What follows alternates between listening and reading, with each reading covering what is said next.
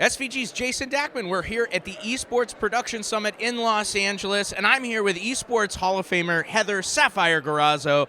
Heather, thanks so much for taking the time tonight. Really appreciate it. I am so happy to be here. It's been a few years. I couldn't make it the last two, and it's such good energy in this room. People just love esports here. Well, we appreciate you making the time to come out. So, first and foremost, you are a legend in the business.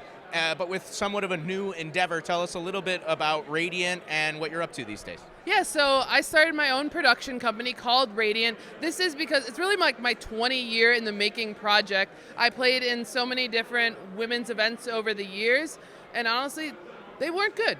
We weren't treated well as players. We got inferior equipment, inferior broadcasts.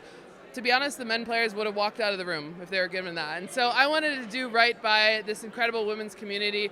Almost 50% of gamers are women, but only less than 1% are pro gamers. So we put together Raidiant, and now we run many of the most watched women's esports events across the globe. So we do Activision Blizzard's Calling All Heroes program, which we get close to 60,000 concurrent viewers, which rivals that of many big tier 1 leagues.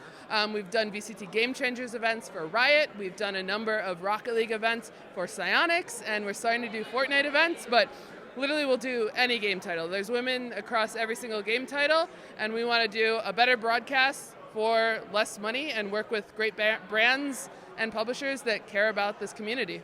Well, it's a moment. It's not a moment. It's a movement for women's sports right now, right? We've seen what happened in NWSL, women's college basketball. It's skyrocketing. The World Cup, obviously. So you guys are taking it on esports and spearing it ahead.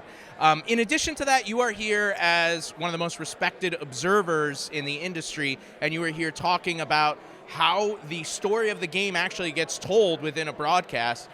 Maybe for those that are watching, what are a few secrets, a few tidbits, if you're a new observer or one of those people that are trying to break into the industry that you would offer up for success? Sure. So my favorite secret is you're not going to catch everything. It is impossible. These are 5 versus 5 games. The best teams in the world are doing multiple plays across the map simultaneously. And that's okay. You want to find what the most important story is, what do the casters care to talk about, what fans are looking to see, and then if you do miss things, there's excellent EVS replay operators to get that.